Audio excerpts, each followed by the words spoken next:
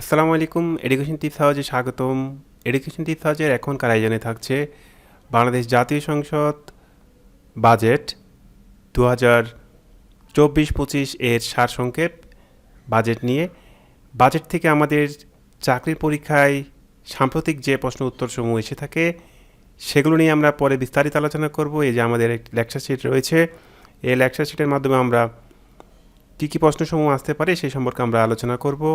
প্রথমে আমরা দেখে আসব সরকারি যে বাজেটটি প্রতি বছর প্রকাশিত হয় সেই বাজেট নিয়ে বিস্তারিত আলোচনার পরে আমরা দেখব সাম্প্রতিক প্রশ্ন উত্তর সমাধানসমূহ। আপনারা সেই পর্যন্ত ভিডিওটি শুরু থেকে শেষ পর্যন্ত আমাদের সাথেই থাকবেন। চলুন আমরা বাজেট সম্পর্কে বিস্তারিত একটু তথ্য জেনে নিই আগে। বাজেটটি হচ্ছে 2024-25। বাজেটের প্রেক্ষাপটটা কী রয়েছে সেটা আমরা একটু আলোচনা করি। চলমান বৈশ্বিক অর্থনৈতিক প্রতিকূলতা এবং অভ্যন্তরীণ চ্যালেঞ্জের মধ্যেও বাংলাদেশ উন্নয়নের গতি ধরে রাখতে সমর্থ হয়েছে। গত জুন 6 টেকসই উন্নয়নের পরিক্রমার স্মার্ট বাংলাদেশের স্বপ্নযাত্রা শিরোনামের 2024-25 অর্থবছরের বাজেট জাতীয় সংসদে উপস্থাপিত হয়। জাতীয় সংসদে মাননীয় স্পিকার শিরিন শারমিন চৌধুরী এমপি এর সভাপতিত্বে মাননীয় প্রধানমন্ত্রী শেখ হাসিনা এমপি এবং সরকার ও বিরোধী দলের মাননীয় সংসদ সদস্যগণের উপস্থিতিতে মাননীয় অর্থমন্ত্রী আবুল হাসান মাহমুদ আলী এমপি এ বাজেট উপস্থাপন করেন। বর্তমান সরকারের আমলে বিগত এক যুগে কেবল করোনাকালীন বছর ব্যতীত বাংলাদেশের জিডিপির প্রবৃদ্ধি অন্তত 5.5% কিংবা তার বেশি ধরে রাখতে সক্ষম হয়, সেটি আমরা লেখচিত্রের মাধ্যমে দেখব। উল্লেখ্য 2018-19 অর্থবছরে বাংলাদেশের জিডিপির প্রবৃদ্ধি 8% অতিক্রম করে। এই সাফল্য বাংলাদেশের অর্থনৈতিক সক্ষমতার বৃদ্ধির ইঙ্গিত দেয়। চলমান বৈশ্বিক অর্থনৈতিক মন্দা পরিস্থিতির কারণে সাম্প্রতিক সময়ে মূল্যস্ফীতি বৃদ্ধি পেলেও মাথাপিছু আয় $2,700 উপরে রাখা সম্ভব হয়েছে, সেটি আমরা লেখচিত্র 1-এর মাধ্যমে আমরা দেখতে পাচ্ছি। 2,784 2023-24 মাথাপিছু আয় সেটি লক্ষ্যমাত্রা ধরা করা হয়েছিল। লেখাচিত্র 2-এর মধ্যে আমরা দেখতে পাচ্ছি জিডিপির প্রবৃদ্ধি ও মূল্যস্ফীতি। তারপর আমরা দেখতে পাচ্ছি বাজেট 2024-25 বরাদ্দ প্রস্তাবনা। লেখাচিত্র 3-এর মধ্যে সেটি দেখানো হয়েছে। তারপর দেখতে পাচ্ছি 2024-25 অর্থবছরের বাজেটের ব্যয় প্রস্তাবনা, কোন খাতে কোন ধরনের ব্যয় হবে সেটি। তারপর আমরা দেখব খাতভিত্তিক বাজেট ব্যয় প্রস্তাবনা তুলনামূলক চিত্র। কৃষিতে রয়েছে 5.9%, অন্যান্য 21.9%, স্থানীয় সরকার ও পল্লী উন্নয়ন 6%, স্বাস্থ্য 5.2%, প্রতিরক্ষা মন্ত্রণালয় 5.3%, সড়ক পরিবহন ও যোগাযোগ বিভাগে রয়েছে 10.4%, জ্বালানি বিদ্যুতে রয়েছে 3.8%, জনপ্রশাসনে রয়েছে 22.1%, শিক্ষা ও প্রযুক্তিতে রয়েছে 14%, সামাজিক নিরাপত্তা ও কল্যাণে রয়েছে 5.4%। আপনারা দেখতে পাচ্ছেন। আমরা পরবর্তীতে আমরা চলে যাব এই অর্থবছর থেকে গুরুত্বপূর্ণ কী এমসিকিউ প্রশ্ন উত্তর সমাধানসমূহ বা লিখিত পরীক্ষার মধ্যে আমাদের কোন ধরনের প্রশ্ন এসে থাকে পরীক্ষায় সেই সম্পর্কে আমরা প্রশ্ন নিয়ে আলোচনা করব। চলুন আমরা এ পর্যায়ে আমরা চলে যাব আমাদের মূল যে থিমটা রয়েছে, যে সাম্প্রতিক প্রশ্ন উত্তর চাকরি পরীক্ষায় কী প্রশ্ন আসতে পারে এখান থেকে সেই প্রশ্ন উত্তরসমূহ নিয়ে সমাধানসমূহ দেখতে পাচ্ছেন। আমরা মূলত প্রাণী সম্পদ অধিদপ্তরকে টার্গেট করে বেশি করে আমরা এই সাম্প্রতিক ক্লাসগুলো এবং প্রশ্নোত্তরগুলো আমরা আপনাদেরকে ভিডিও আকারে দেওয়ার চেষ্টা করছি।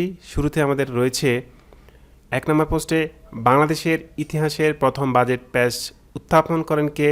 সেটি হচ্ছে তাজউদ্দিন আহমেদ। বাংলাদেশের বাজেট প্রণয়ন করে কোন মন্ত্রণালয়? সেটি হচ্ছে অর্থ মন্ত্রণালয়। 2024-25 অর্থবছরে বাজেটে জিডিপি প্রবৃদ্ধি হারের লক্ষ্যমাত্রা কত? 6.75%। 4 নম্বর পোস্টে রয়েছে 2024-25 অর্থবছরে বাজেটে জাতীয় সংসদে পেশ করেন কে?